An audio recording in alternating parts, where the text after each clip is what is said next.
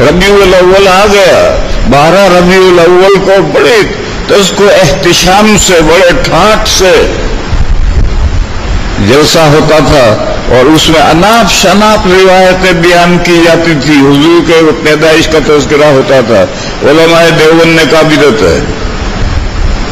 फातिहा मुरव्वजा, खाना पकाया, देव उतारी और मौलाना साहब को बुलाया, उन्होंने चहल रब्बना हाथ उठाकर पढ़ दिया। क्या पढ़ा उनको भी पता नहीं है, जितने रब्बना याद थे सब पढ़ डाले और फिर सारे ही मिलकर खा गए, गरीबों को नहीं दिया, सारे मिलकर खा गए। ये फातिहा मुरव्वजा है। और ईसाले सवाब के लिए इसे बड़ा जरूरी समझा जाता था। उलमाए देवबंद ने कहा यह फातिहा मुरव्वजा एक है, आप खाना पकाएं और खाना पका करके गरीबों को खिलाएं, किसी मरहूम को ईसाले सवाब के लिए। इसको कोई नहीं मना करता। आप खाना पकाएं या न पकाएं, बगैर कच्चा खाना गरीबों को दें, मालदारों को नहीं। लेकिन फातिहा मुरव्वजा में तो खाना पका कर खुद ही घर वाले सब खा लेते, दोस्त अहबाब मिलकर खा लेते हैं। तो उलमाए देवबंद ने कहा कि फातिहा मुरव्वजा बिदअत है, ये मिलाद मुरव्वजा बिदअत है। आप 12 महीने जलसा करें और सही रिवायात से नबी पाक सल्लल्लाहु ताला अलैहि वसल्लम की बिअसत का तज़किरा करें। कुरान करीम में है लक़द मन्नल्लाहु अलल मुमिनीना इज़ बअसा फ़ीहिम रसूलन मिन अनफुसिहिम। नबी पाक सल्लल्लाहु ताला अलैहि वसल्लम की बिअसत इंसानियत पर अजीम एहसान है। लिहाजा 12 महीने किसी भी दिन जलसा करो और सही रिवायात से नबी पाक सल्लल्लाहु ताला अलैहि वसल्लम की बिअसत का तज़किरा करो, ये बहुत बड़ी इबादत है। लेकिन मिलाद मुरव्वजा रबीउल अव्वल आया और 12 तारीख आई,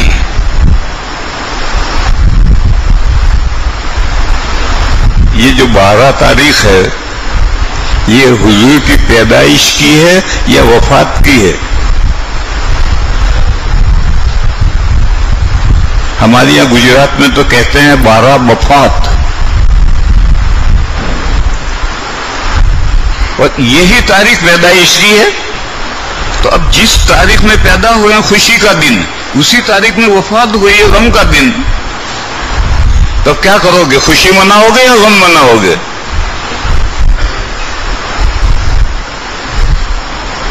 और फिर जलसा है, रोशनी है, मिठाइयां हैं, नौजवान लौंडे हैं जो नाते पढ़ते हैं।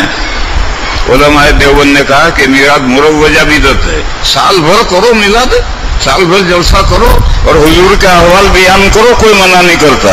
लेकिन रबीउल अव्वल की 12 आई, 12 तारीख तो जहां खुशी की तारीख है वही तारीख गम की भी तारीख है। उस तारीख में अगर हुजूर पैदा हुए हैं तो उसी तारीख में हुजूर की वफात भी हुई है, तब तुम क्या करोगे? खैर, मैं ये कह रहा था कि अगर कोई काम आप इबादत समझकर करते हैं तो बिदअत। हदीस शरीफ में है मन अहदस फी अमरिना हाज़ा मा लैसा मिन्हु फहुव रद्दुन। जो शख्स हमारे इस दीन में कोई ऐसी बात बढ़ाए जो दीन की नहीं है तो वो रिजेक्ट, मरदूद।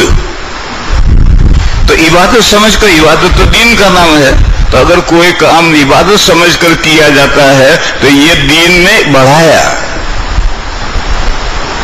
और अगर इबादत नहीं समझा जाता, जैसे निकाह की रस्में, उसको कोई इबादत नहीं समझता, बस लोग कहते हैं कि भाई निकाह में तो ये करना ही पड़ेगा। औरतें घर की कहती हैं, अम्मा कहती हैं, दादी कहती हैं, कौम का रीत रिवाज है, लिहाजा ये तो करना ही पड़ेगा। इसको कोई इबादत नहीं समझता तो ये रस्म है। और मेरे भाइयों, ये याद रखो, रस्म भी वाजिब तर्क है और बिदअत भी वाजिब तर्क है। ये जो बिदअत है ये वाजिब तर्क है। क्यों है? दीन की चीज नहीं है और दीन में उसका इजाफा। और ये रस्म जो है ये चलती रहेगी तो चलती चलती वो इबादत बनेगी।